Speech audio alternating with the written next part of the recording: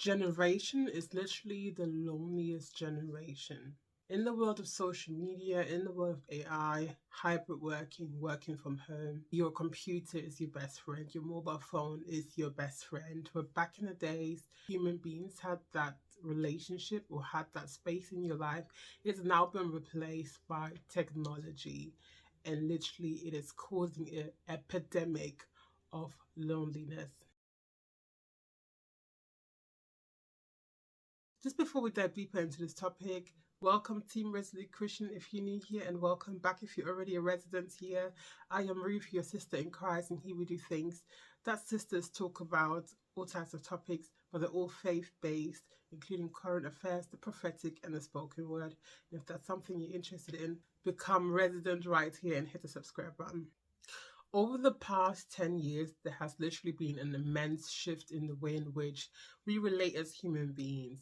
If you grew up in the 90s and in the 80s, you literally can still relate to, going out after school, meeting up with friends, playing with your neighbors. You literally knew your neighbors and they were your friends. And you would meet at the playing ground and have so much fun. And even that particular generation, which is the baby boomers and the millennials, late millennials, we've still gotten to our office spaces, meet at the office. You come in 9 to 5, like Monday to Friday, you are at your workplace physically, and you are communicating and making friends organically through that, because you're literally meeting them every day, seeing them every day. You have that human interaction, and it was good. You were able to create a real friendship. You were able to nurture that friendship. And even if you're a person of faith and you go to the church, you will physically go to church, and you may not like everybody you see there, but you do find the people that you align with and the people you become friends with. And so you had these different avenues and places. You had the reason to get ready and go out somewhere. Ooh, that sounds like, oh, that's literally, that's actually amazing. Just thinking back, like literally, there was a time where every time you had a reason to get dressed and go somewhere. Me even saying that right now is so foreign to me right now, because you literally now have to create a reason to get out, because 99% of the time, everything you need is on your phone or on your laptop. Anyway, so you got to have human interactions. You got to meet people. You got to meet new people, different people, all the time, effortlessly. That is one thing, effortlessly. And it was easy because there's something that was happening constantly. So you were not really even socially awkward, maybe because constantly you had to interact with human beings. But I find that now, especially working from home, if you're a content creator or if you are in a profession that does not require you to be on site, you literally can do all your work online, on a computer, on your phone. You do interact with people, but the interaction is very transactional. Literally, if you were making a Teams call to a work colleague, it's to inquire about something, it's to find out about something, to work on a project. People who you maybe, you really have to make a conscious effort to now create that deeper friendship that you would maybe call them more on Teams, but then not just ask about the transaction, but maybe even about more about their personal life. And some people don't like to mix work and personal life, and it's so difficult to judge a person's body language or demeanor, or whether they're even open to that over the internet electronically. It's really difficult, because now that which God has given us, which is body language and sensing and being able to the natural things, like the way a person smells, all these aspects in real life, if you were to meet them in person, all help align you guys. So every person has a smell, and I'm not talking about smelly smells. I'm talking about everybody has a personal scent. Some scents go together, some scents don't. The same way some spirits go together, some spirits don't. And all these things that God has made for us, in the sense that we are able to find our own tribes and move along them, they're broken down through technology. And then also, with technology now, we are constantly busy. we are literally constantly busy. Like, because everything you need is on your phone, because yeah, literally, if you want to do shopping, you can literally order every single thing that you want to buy online, and the food will arrive. You can eat out, you can order your hair products, you can order you can have your hairdresser come to your house. You know, your work is on your phone, you can have entertainment, you don't need to go to the cinema. And so literally, if you wanted to bury yourself in your home, technology has made it easier than ever to have that happen.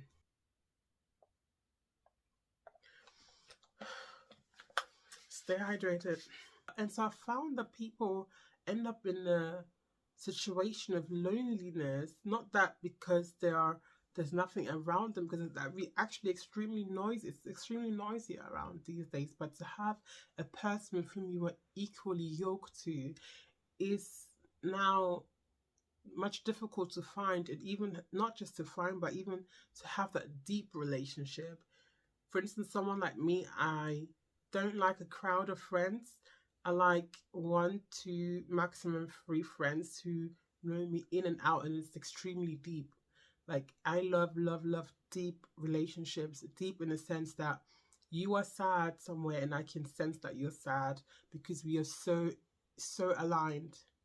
That kind of deepness. I don't like shallow friendships. That's not my cup of tea. And so imagine such a person in an environment or in a world that is shallow. Everybody's pretending to give you the best foot forward always. You know, never tell you about their struggles, and just that everything was fine from day one. But we all know that's not real life. But that's the life that social media and the world portrays.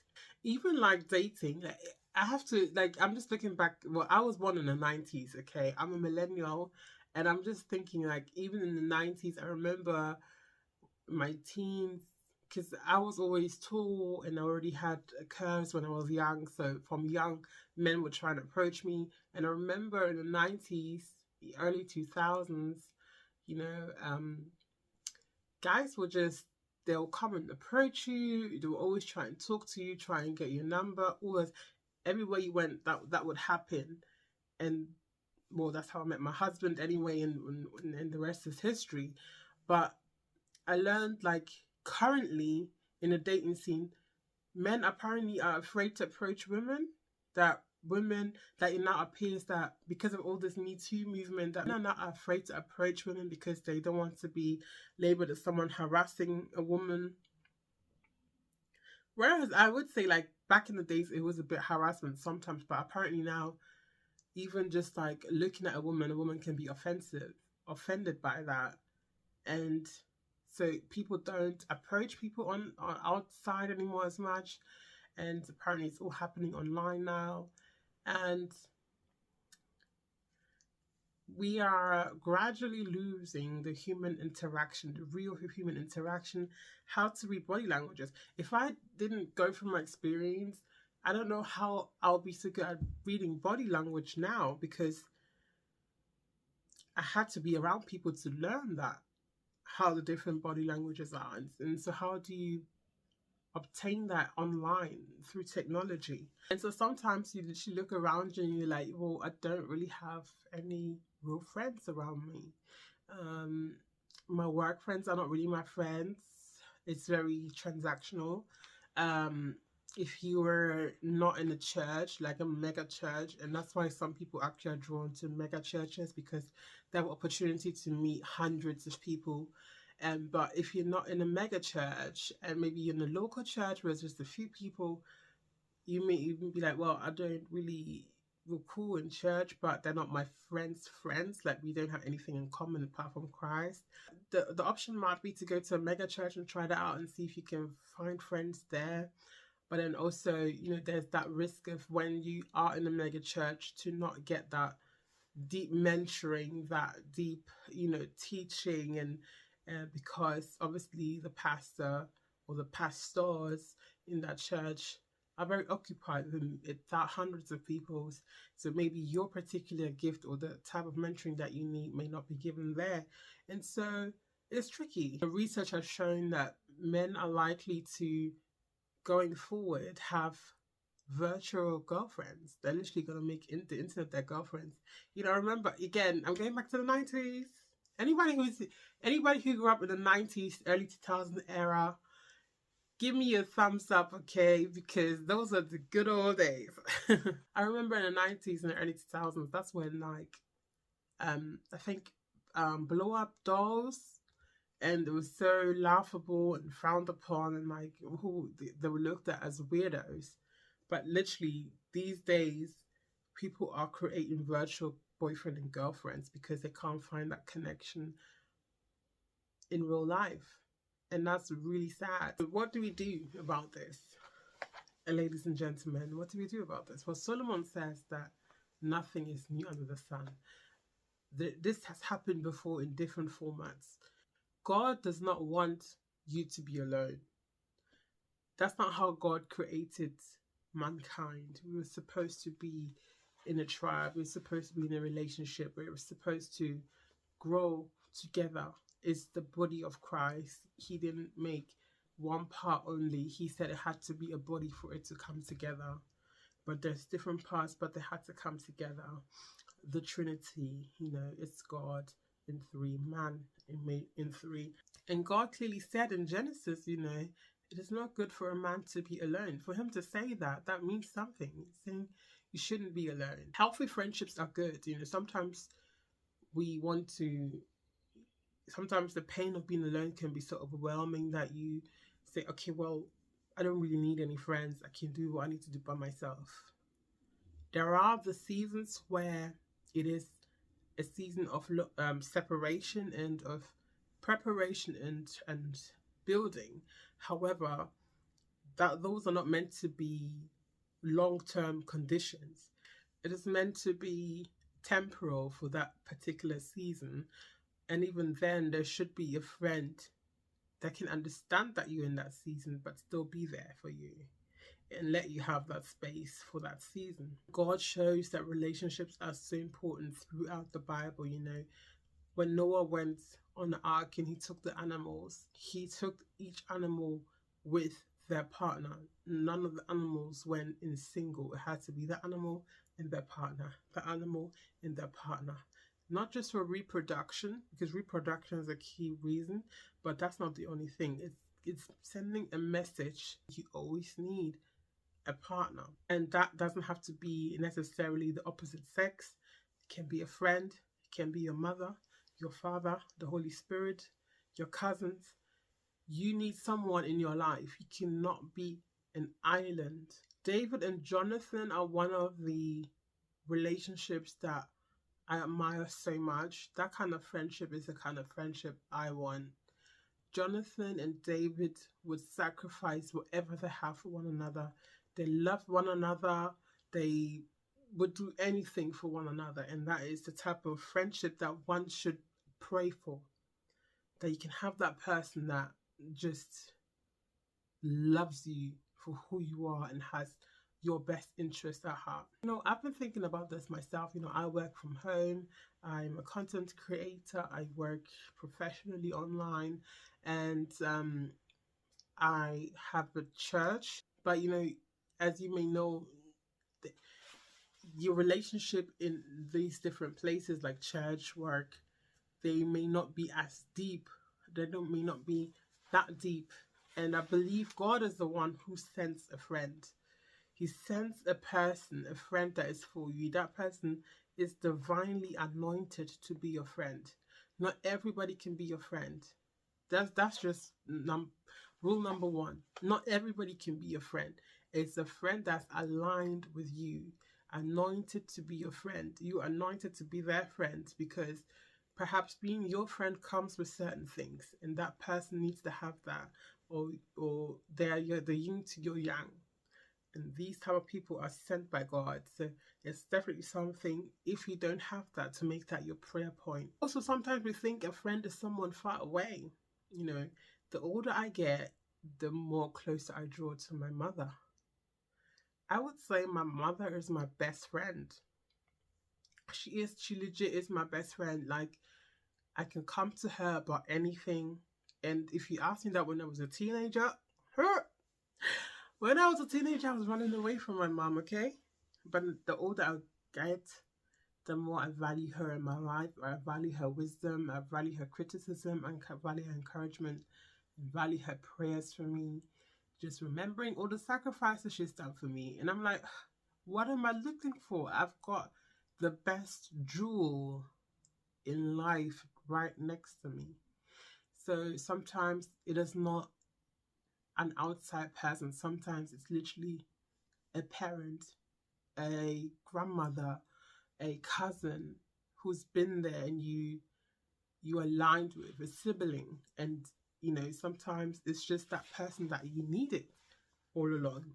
And if it's not any of those, and maybe you have those in place where you're still seeking, one of the things is to put yourself out there, put yourself in the right places.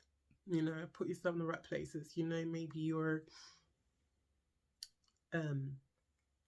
a professional, you're someone who's maybe a mother, a wife, and you're of a certain age.